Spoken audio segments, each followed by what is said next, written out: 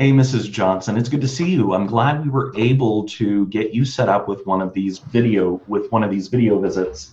Um, I wanted to just take a. Do you mind? I wanted to just take a second and talk to you. Give me 1 second. Sorry. All right, that's better. So I wanted to just take a second and talk to you about your medication. Make sure that Hey, Ma, we got any pickles? This isn't really working.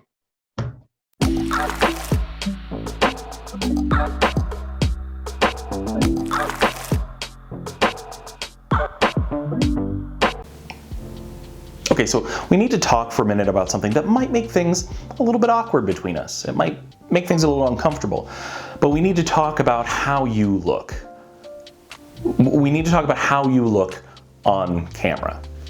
So I'm going to go out on a limb here and guess that you didn't spend years in school, memorize everything there is to know about the human body, go through all of the stresses that come with a healthcare education, just so you can become a YouTube sensation.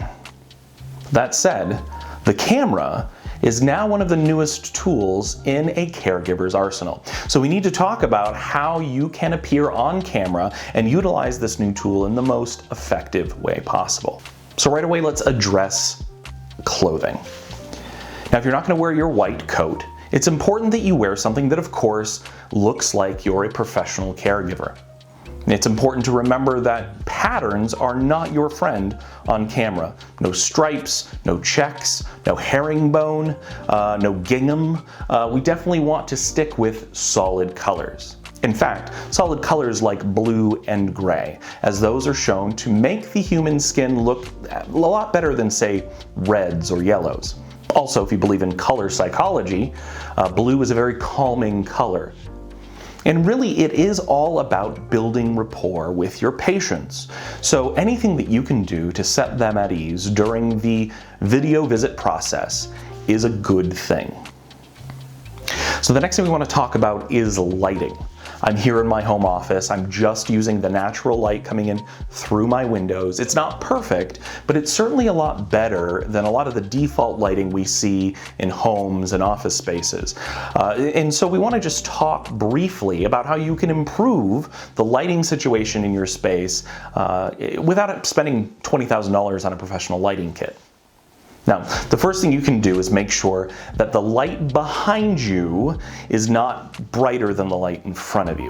What you don't want is for a lot of light to be coming in behind you and your face to be completely black, because most of our webcams don't have the ability to make those types of adjustments easily. You'll be fading in and out, or they frankly just won't be able to see all of the expressions on your face if the light behind you is too bright. So it's important to remember to keep the light in front of you brighter than the light behind you.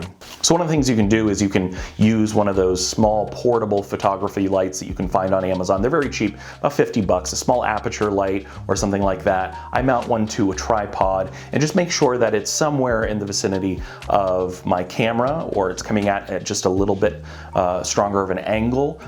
And then I make sure that it doesn't appear too harsh or wash my face out when I'm talking on the webcam. It helps the people on the other side of the conversation see me better. It comes through more clearly on my camera. My camera is able to pick my image up a little bit better.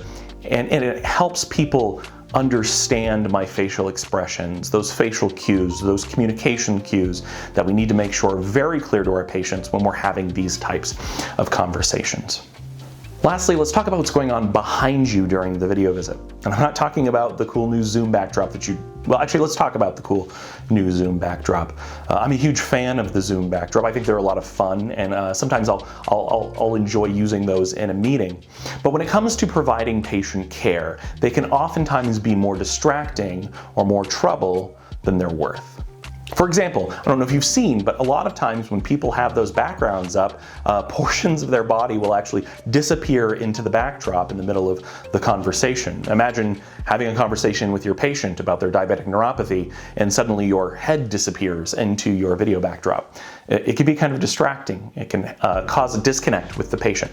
So oftentimes it's best to not use those when providing patient care and seeing patients through the Zoom application. Instead, what I would recommend is just making sure that the background behind you reflects the excellence that you bring into an in-person clinical encounter.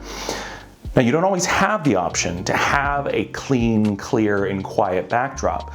Maybe you're seeing patients in a room that at other times is filled with your kids and their toys. You can go online and you can buy things like chair backdrops or even those nice trifold screens that will separate your clinical encounter from the chaos of the room that you're seeing the patient in. It's just very important to remember that nobody else is in that room while you're providing patient care. So if you're seeing patients outside of the clinic, it's important to remember that there are a couple of things that you can do that will contribute to a positive video visit experience. Jump onto Amazon, buy a couple of these things. They'll probably arrive faster than your case of toilet paper that you've ordered during the COVID period. And that's pretty much all I have. As always, if you have questions or just really rude internet comments, put those in the comment section down below. Subscribe if you want more information on digital health, telemedicine, video visits, these types of conversations. And we will find something fun to talk about the next time.